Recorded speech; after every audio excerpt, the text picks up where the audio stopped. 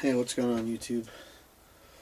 Just out here in the shed, and I don't know, I felt like to turn the camera on and talk to y'all for a little bit. Not sure about what yet, but this morning I had to run up to the Ford dealership and get a part from a Mazda. I had a blown fuse, what you call that, a link fuse between the alternator and the battery. 175 amps, apparently it's a dealer part, so I had to get that. That finally came in today, but the dealership's right there next to the Walmart, so I drove up there, get some groceries, but decided to take a look over by the the ammo department. Past 2 months, it's been bare. All you can find are some shotgun shells and deer hunting rounds. Well, looked I guess you'd say a teeny bit better today. I walked in there and walked up to the shelves, and they had one box of Tula 45 ACP for $15.99. I want to say was the price. So only one box, but they had a box of it. I didn't get it. I've got I don't have enough. 45. I'll never have never have enough ammo, but. I don't know. I'm not a big fan of shooting the steel case stuff through my 1911s. I've tried it. It doesn't. It runs, but it runs real dirty. So I don't know. I'll stick to the brass case. But here, let me show you what I did get right there in the ammo stash. But nothing great, I guess. But I went ahead and picked up a couple boxes.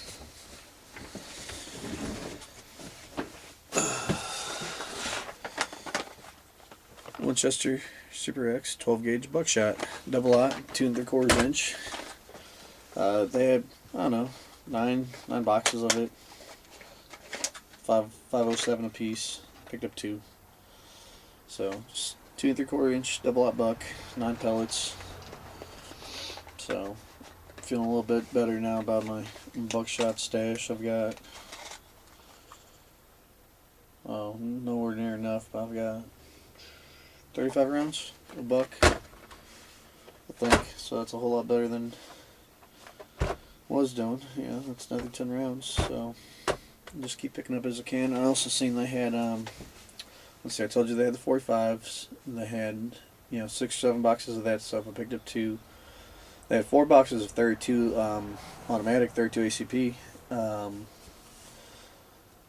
It was the green box Remington stuff. I guess the EMC brand. I didn't really look. I don't have a 32. Don't plan on really getting one anytime soon, at least. So they had that. They had the Winchester PDX rounds for the 410. For the Judge, the 3 plates with the BBs behind it. They had plenty of that. I was going for $11 a box for a box of 10. Then they had plenty of the value packs. Actually, today I probably want to get done. I'm gonna go sell some of my glass cleaner today. I get on doing that. I probably swing by there and pick up 2 or 3 cases of that, because I'm down to about. Don't laugh at me. I'm down to about a box of birdshot, which is horrible. So I don't know. This whole ammo crisis totally caught me unprepared. Just in a bad financial situation too. Just got out of the service, as you all know. So money's been tight, so I really haven't had the budget really to buy a whole bunch of ammo. So I've just been buying what I can when I can. So, I'm not doing horrible. I'm doing better than some people, I'm sure. But I've got a lot of calibers to stock, so it's hard to really stock up. I'm doing good on my deer rifle rounds. I've got 100 rounds of 301 mag, probably 100 and some rounds of 270. 60 rounds of 243, I think. 100 plus rounds of 30. So I'm doing good on the deer cartridges. That's more than if I cannot get another single round, as long as the scopes or the sights don't get knocked off, I could take my limit of deer for the next, I don't know, 30 years, I guess. Obviously, it won't last that long, though. We all like going to the range and shooting. I definitely need to work on my my longer range marksmanship. I'm not the best at shooting groups at 100 yards. I'm not gonna lie. 3-in-1 mag, I'm averaging inch and a half. With most of my loads. So I've got a bunch of reloads worked up for that. I want to see how they shoot. Actually, I haven't shot my 270 yet. I need to get that sighted in. I've never shot that. I want to get a new scope for it though.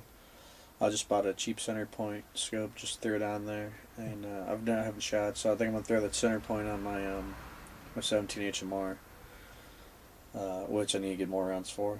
I've got 3 boxes, but one's a half box,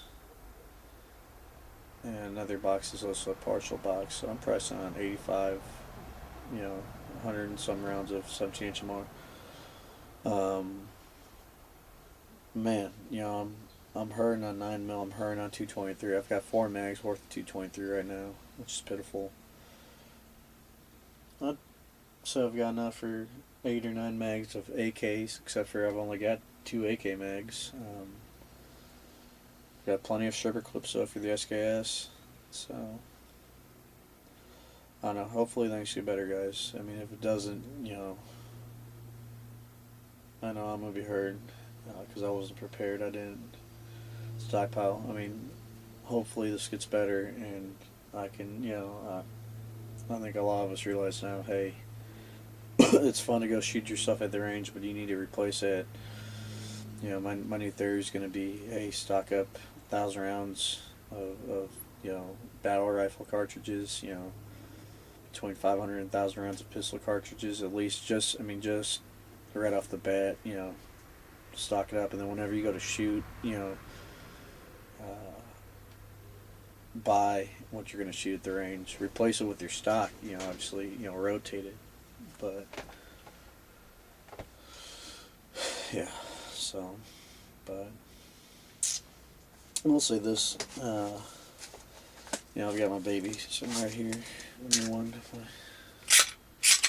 the Glock 20, 10mm, and I was at Cabela's a month ago, looking for 22 mag for my buddy, and they had Cabela's here. Yeah, nothing. Alright, YouTube, sorry about that. So like I was saying, I was at the Cabela's like a month ago, and they had some pistol calibers. They actually had most of them. I even think I seen some 9mm bows, all the really high priced defensive loads or the crap loads, shot shells and crap like that. What I did see was 6 or 7 different brands, multiple boxes of 10mm. And American Eagle 10mm. I even seen some double tap 10mm. So I seen some range stuff and some crap stuff. And some really good stuff. And for the 10mm, I seen a good selection of it. And 10mm, pretty positive was not on their restricted caliber list. Where you can only get so many boxes of it. I mean, I could have bought the whole shelf up of 10mm if I had the money to. And if I had the money, believe me, I would have. But it's pricey stuff. I think that's one of the reasons I really like this gun is I know I can still find ammo for it where it's carried. Typically you don't see it at Walmart even when the craziness wasn't going on. You could still find this. You couldn't find it at Walmart, but Bass Pro Academy. Gander, Dick's, I'm sure, they all, well, maybe not Dick's. Dick's doesn't have good ammo selection, at least not by me.